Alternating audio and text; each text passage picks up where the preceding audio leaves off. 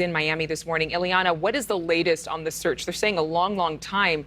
Do they think he's really going to survive in that reserve? But investigators are saying it may take a long time, and that's because there's no notable evidence that at this point could lead to the whereabouts of Brian Laundrie.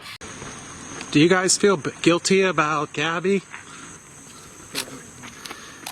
Let me do it. Is there a reason the FBI thinks you're not telling the truth? Do you know where Brian's passport is? Do you have anything to say about Gabby? A lot of the neighbors think you guys know more than you're saying.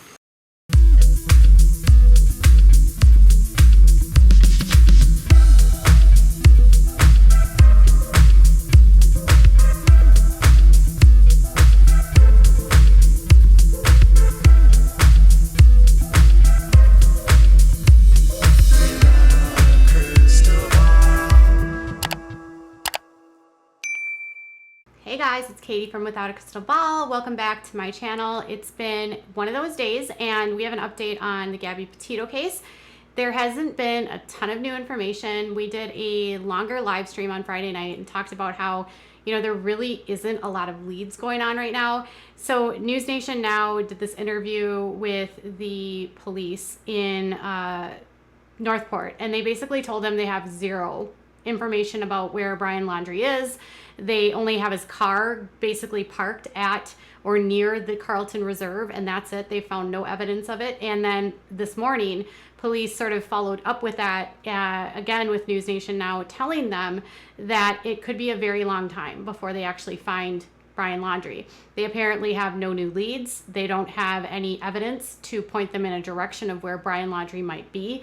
And because of that, it could take quite some time to actually find and locate Brian. Now, I should note that Northport Police is only the Florida outlet that's working with the FBI. That doesn't negate any other law enforcement agencies that are currently actively looking for Brian Laundrie. And I also should note that the FBI did yesterday make a statement about there was a body that was found in North Carolina, and there was a lot of speculation online that this body, which was found near Boone, North Carolina, where there had been some Brian Laundrie sightings, they actually, a lot of people believed it was connected to Brian, or it was Brian, and the FBI basically came out with a statement saying that the situation was not related to the search for fugitive Brian Laundrie, and it was also not connected to, at this time, that they didn't believe it had anything to do with Brian.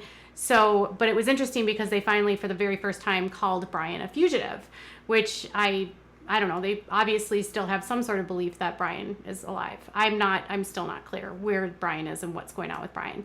So with Brian now kind of Northport saying they don't have a lot of leads, that's in Northport. I don't know where other areas are. I don't know what the FBI has. And frankly, I don't even know how much the FBI is telling Northport in regards to the full investigation. And I can't for the life of me believe that Northport would be under permission by the FBI to be releasing any information about Brian's, the search, all of that. And the FBI has not said anything beyond that one statement that the body that was found in North Carolina is not Brian or connected to Brian.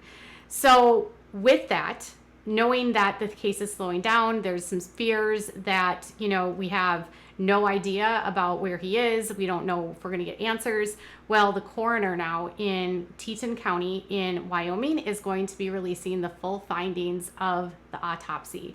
So for weeks, people have been speculating that perhaps they were holding back the autopsy because there was information released as a part of it that only individuals that were involved in what happened to Gabby would know. But it could have also just have been as simple as they needed the full lab results, toxicology. There's different, they can do the initial findings in the autopsy, and then they have tissues, if they have tissues that they have to send back and forth, like they have tissue samples. There was discussion that there might be different experts that would have to come in because of the length of time that she was out and exposed. Last week, her stepfather revealed that she was laying outside. It does not sound like she was, covered, buried at all. She was just sort of right by a fire pit, as he described it on Dr. Phil. So they might have needed some time to go and sort through the labs and have the experts bring in their opinions. So tomorrow afternoon, they are going to be releasing the full report on Gabby Petito. Local News 8 in Idaho just posted this, and they said Teton County Coroner Brett Blue will host a press conference Tuesday regarding the ruling of the autopsy of Gabrielle Petito. The press conference will be held at Tuesday, October 12th, 2021 at 12:30 p.m. Mountain Time. You can watch it below. So right now we only know that they have ruled the death as a homicide, but we don't know we don't know the actual, we know the cause, we don't know the manner. So we don't really know like how it happened. So tomorrow we will get their experts to say this is what the ruling is, which will, I hope, end some of the speculation that has been fueling around in the media. There's been a lot of people with a lot of opinions. There has been John Walsh, and he has his opinion, and there's been Dog inserting his opinion. And, you know, it's been hard to sort through the truth because we've had such few facts. So having the full report is going to be critical so that people will understand like how, who, and it's also going to help authorities sort of pin down who and what might be involved. We also know that while the autopsy was being done and they were working through all of those steps, the FBI was consistently coming back and collecting DNA from the laundries. So I don't know if they might have found something under Gabby. I don't know if they might be able to, at the completion of this, be able to tie someone to it. It's so really unclear because they are in one breath saying that Brian is a fugitive, but he has not been named a suspect in this case. They have not charged him with anything beyond fraud, and they have said that he stole Gabby's credit cards. He used Gabby's credit cards to get home, and when he came home, he was in Gabby's van, and that was it. Like, there was no anything about what happened, whether he was involved, whether or not it was anything. And then there's been all of these discussions online with so many people fueling speculation that it was accidental. They wouldn't rule it the way it was ruled with it being accidental. They know that it wasn't accidental. So now we're going to find out why, how, all of that in terms of from what her body shows and what the remains show. So Gabby's family is going to be getting some answers, which is good. The media will be getting some answers, which is good. Obviously, because Brian's on the run and he was the last person that was known to be with Gabby, he is the person of interest in this case. And that person would be the only other person outside of, you know, any evidence that they've collected, any investigations, and any, you know, crime scene that they were able to determine to figure out what could have happened to her. He's the only one that's going to be able to provide a narrative of what happened that night, unless there were witnesses, unless there was other people around. But really, Brian is the only one that's going to be able to fill in a lot of those blanks. And so while he's not around, it's been a lot of, well, he did this or he did that. And in the middle of all of that, there's been a lot of hangers-on or opportunists that have walked into this case. Dog the Bounty Hunter is officially gone off the case. He's ending his search for Brian. He is returning to Colorado. I will note that Dog the Bounty Hunter was sued last week for $1.3 million. He's returning to Colorado. He is saying that he has a team in Florida, but there's been some mixed discussions from Lisa. What the explanation is, he hurt his ankle, and then he has business to attend. So Lisa Chapman provided two different statements on her Twitter.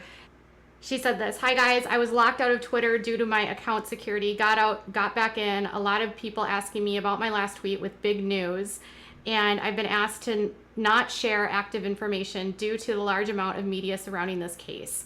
So she says that she got locked out of her Twitter. She had put up this post that she had really big news, and then suddenly it was deleted. And then she said, "Dad is headed back to Colorado temporarily to handle some business. Remember, he was in Florida on his honeymoon. We are still actively searching for Brian, leaving a team in place in Florida. As always, whatever I can share with you, I will." So they've been asked not to release a lot of the information. Dog apparently told Josh Benson from WFLA that he was leaving Florida. And there was also some discussion that he handed over some evidence to the FBI, and it's still not clear if anything that he found is any way at all connected to Brian.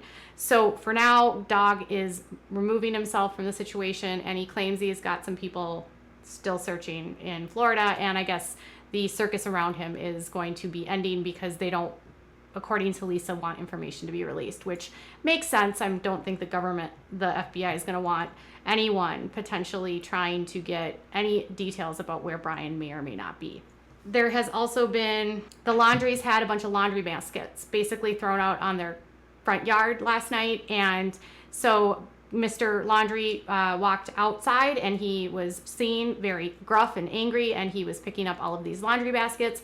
And neighbors over the weekend had left a sign in the yard of the Laundries, which was of a picture of Gabby. And then it said that Gabby lived here, and it was sort of like to compel them to speak or do something. There is a memorial that people have placed on the corner of the Laundrie's house, and I should note that nobody has touched that. So they are not removing the flowers or anything that's being left in the corner of their lot, just the stuff that's being left in the main part of their lot. And when the neighbors pounding that in their property, they have a right to remove it, whether you agree with it or not. And throwing a bunch of laundry baskets on the front yard, I don't really know what that accomplishes. But anyways, so he refused to answer any questions. He was very angry when, he was agitated. Roberta quickly grabbed a bunch of the mail, and then she went back inside. So Brian's parents, outside of the one time going to Carlton Reserve, have not helped any additional times searching for Brian, and have not really left their property. So they're agitated and annoyed with people being at their property, protesting outside of their house. And the autopsy is going to be released tomorrow, so we'll have information on that. Dog is leaving the situation, and police say, at least Northport police at this point says, they don't have a lot of information about where Brian Laundrie is.